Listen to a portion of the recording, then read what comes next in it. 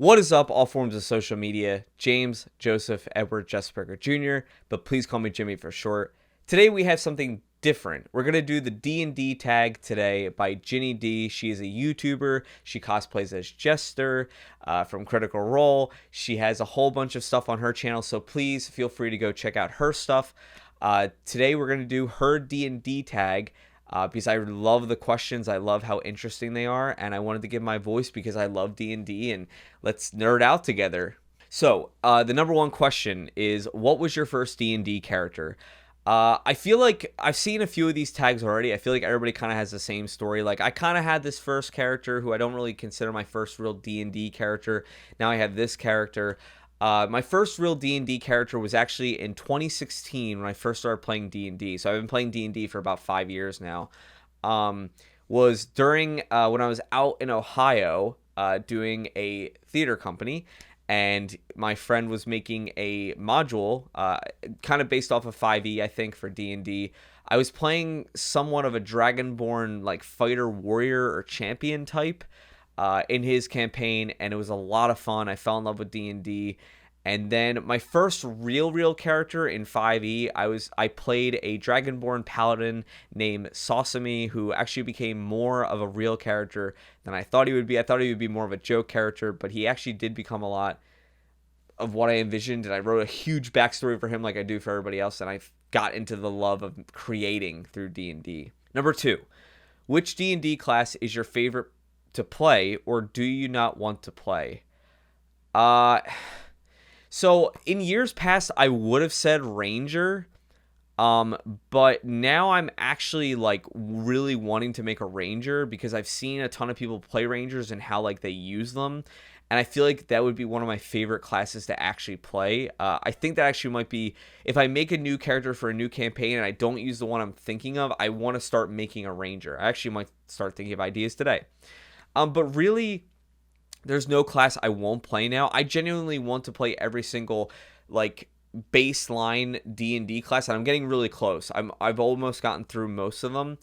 And I truly think as a DM, not that you have to do this, and I've already DM'd not doing all the classes, but I genuinely feel if you want to DM, you should know at least a little bit about each class, or, played a little bit of each class. Number 3, what D&D spell would you most want to have in real life? Honestly, it would probably be Wish. If not Wish, and I had to have something like more mundane I could do every day, I probably would use Guidance, or I would take a feat or a feature. Like, I would take Rage. Like, it would be awesome to be able to just like get angry and like lift things with ease or push things. My barbarianness. 4, what's your favorite D&D monster? It's very cliche, but I love what 5e and D&D has done for dragons. I love all the different types of dragons there are. Now, a more cuter side dragon, I really like owlbears, and I think it's a homebrew, but I like this thing called like a Kiplin, I think it's called. It's a mix of an owlbear and but the owlbear has flight. And I would love to actually run that more as a full-out party and see what they can do against that type of thing. Because when I DM'd it, it was more of a friend to the players. It wasn't like it was attacking. Number 5, what's your favorite NPC/villain that you've encountered/created? I haven't DM'd enough to make like a villain that I truly loved and was like, oh my god, this is one of my favorite characters. Now, if you're talking about acting, I've had a few villains that I've liked playing. But as a playable character that's faced a villain, we're currently playing in Descent into Avernus, and I refer to her as the Drow bitch, but I believe she's dead now. But we were facing the Drow in the beginning of the campaign, and the one that's like, spoiler alert, but the one that's like that's disguised as like the head general and stuff, I was like, this woman, I can't stand her. I didn't even know until afterwards, until one of our PCs told me, because he was able to see through her guise. Number 6, has one of your characters ever died, and what killed them? Now, this question, I think of it as, has your character died and never came back? Like they're dead, they're never coming back, you had your funeral rites, etc. No. Fortunately and unfortunately, I've never had a character like die. I have had characters die and then come back, and I've had characters unconscious and then come back. But no, I've never had a character die yet. Number 7, what's your best natural 20 story? Recently, actually last night, to be ironic and funny, my character Gunt, a Goliath barbarian, well, half Goliath, half Dryad, barbarian, wild soul magic.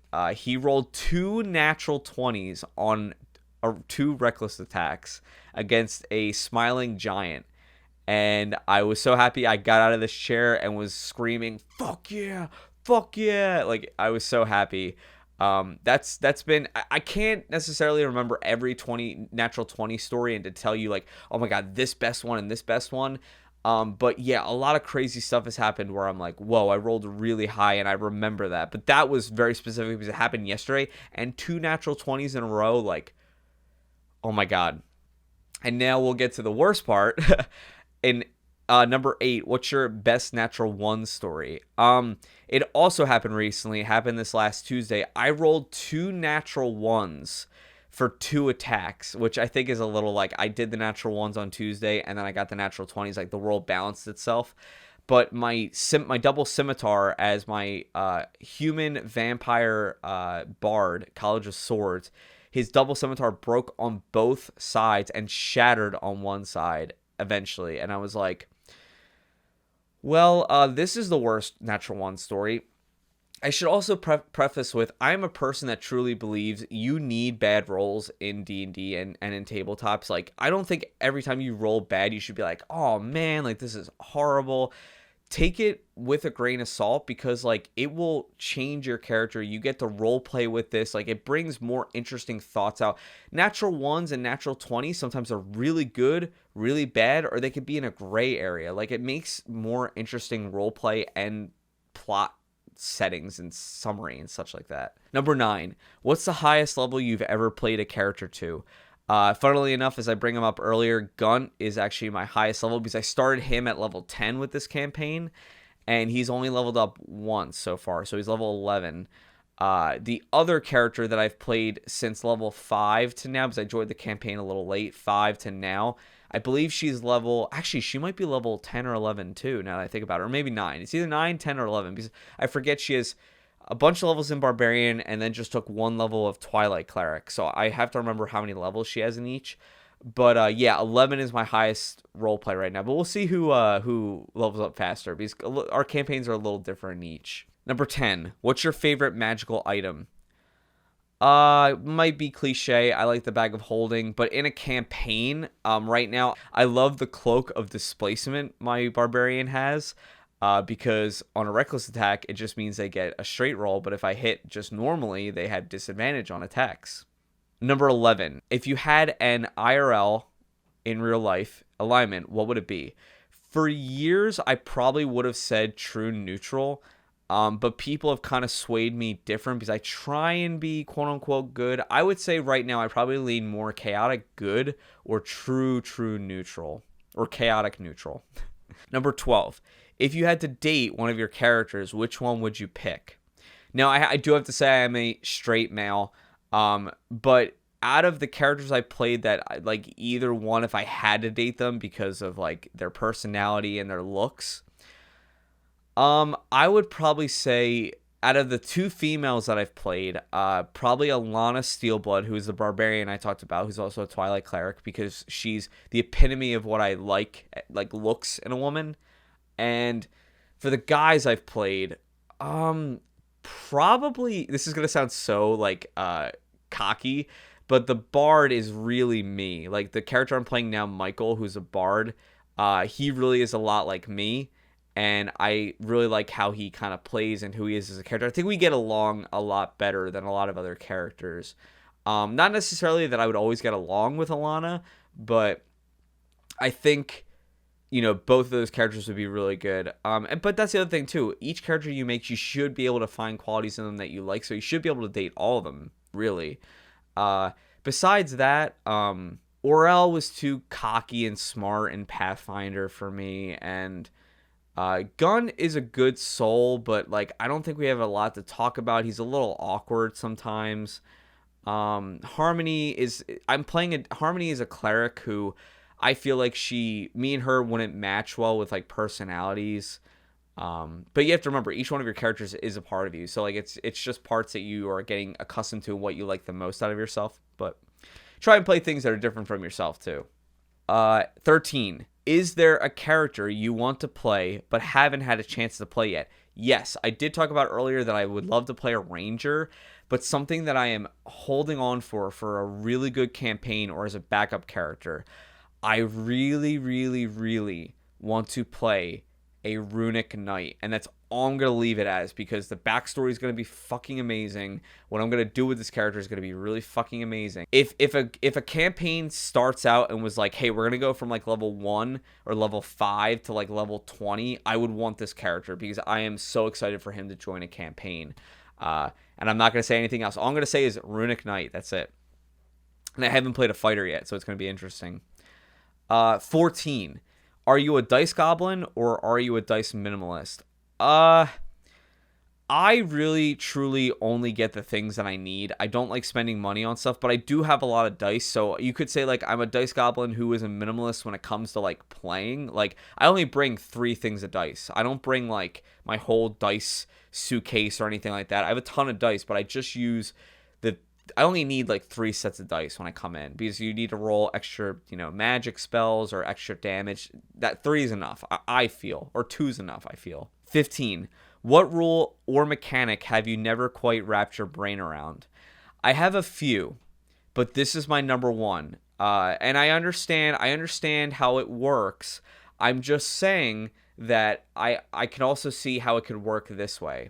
In D&D 5e, if you don't know this and your DM is really lenient, in D&D 5e, you can only cast 1 spell per round, technically, unless it's a reaction. You can only cast 1 spell per round because you only have enough magic to do things. Unless you have like a feat or a talent or a feature that gives you something that you can do more than 1 spell a round, like a sorcerer, because you spend sorcery points, you cannot do 2 spells at once. Just because it says 1 action for a spell, and then you can also do a bonus action, you can't do both. You can only do 1 spell a round.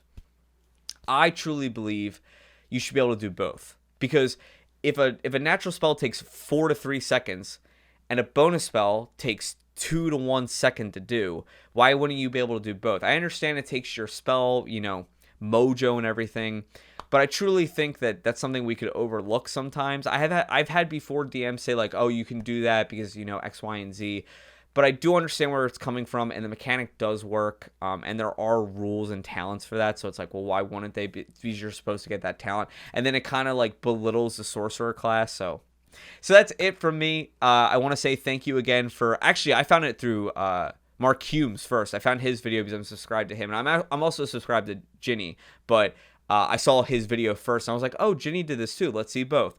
So thank you guys both for doing these videos and these tags. I hope I gave some interesting answers, and can't wait for my podcast episode to come out about my D&D stories.